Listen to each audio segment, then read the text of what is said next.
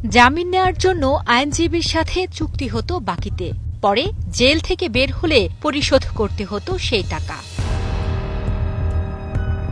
চুরি করে জেলে গিয়ে আবার বেরিয়ে এসে জামিনের টাকা পরিশোধ করতে ফের নেমে পড়ত চুরি করতে।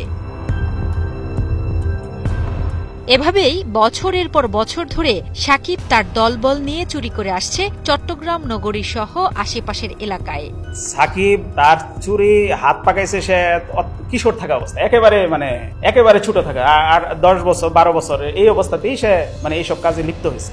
তো এখন 16 বছর থেকে মূলত তার বয়স যখন 16 তখন থেকেই সে প্রফেশনাল চোর। তারা টাকা নিয়ে প্রথমত তাদের মেইন টার্গেট থাকে আগের যে মামলাগুলো আছে সেগুলো থেকে তারা বাঁচার জন্য এই টাকার একটা অংশ তারা প্রথমেই খরচ করে ফেলে, এবং তারা অনেক সময় কি করে অনেক সময় বাকিতে জামিন করায়। অনেক সময় বলে যে আমরা টাকা নাই, এখন পরে দিব, আমাদের হয়ে একটু কাজ করে, তখন ওই টাকাগুলো তাদেরকে দিতে হয়।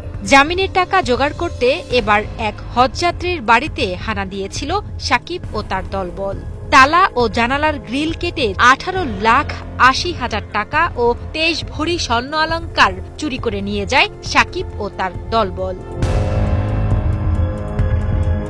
গেল মাসের 13 তারিখে চট্টগ্রাম নগরীর ডাবল মুরিং এলাকার পীরবাড়িতে ঘটে এই ঘটনা। আমি আমার ওয়াইফ হজে যাওয়ার জন্য 23 সালে পারি নাই, কিন্তু 24 সালে যাওয়ার কথা ছিল। এই 9 তারিখ আমাদের ফ্লাইট হওয়ার ছিল, জুনের 9 তারিখ ফ্লাইট হওয়ার কথা ছিল, কিন্তু চোরের কারণে আমরা যেতে পারিনি। চোররা আমার ঘর থেকে স্বর্ণ এবং 18,80,000 টাকা চুরি করে নিয়ে যায়। এখন ডিসি প্রশাসনে অনেক আন্তরিকতার সহিত ওদেরকে ধরছে। এই চক্রটি কোনোভাবে জেনে যায় যে বাসায় লোক নেই, ওনার বাসাটিতে আশেপাশে ওনার ভাই সবাই থাকে, আত্মীয় স্বজন সবাই থাকে, কিন্তু উনি যে ফ্ল্যাটটিতে থাকেন এই ফ্ল্যাটটি যে ফাঁকা এটি তারা টের পেয়ে যায়।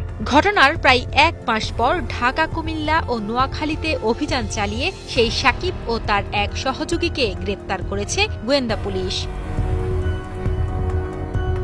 উদ্ধার করা হয়েছে প্রায় 14 ভরি স্বর্ণ ও 2 লাখ টাকা। তার বিরুদ্ধে আমাদের কাছে মামলা পেয়েছি, আমরা 8টা মামলা ইতিমধ্যে পেয়েছি, এবং সে এই এলাকায় প্রায় অনেক থানাতে, প্রায় প্রতিটি থানাতেই সে গ্রেপ্তার হয়েছে একাধিকবার।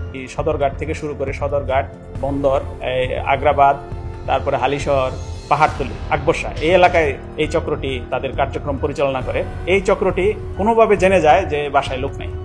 চক্রের প্রধান নুরনবী সাকিবের বয়স মাত্র 23 বছর। ছোটবেলা থেকেই সে চুরির সাথে জড়িত, এখন সে পেশাদার চোর। সাকিবের বাড়ি কুমিল্লা হলেও চুরির জন্যই মূলত তার চট্টগ্রামে আসা। পুলিশ জানায় এর মধ্যেই সে অন্তত শতাধিক চুরি করেছে, আর বড়সড় চুরি করে জেলে গিয়েছে অন্তত 8 বার।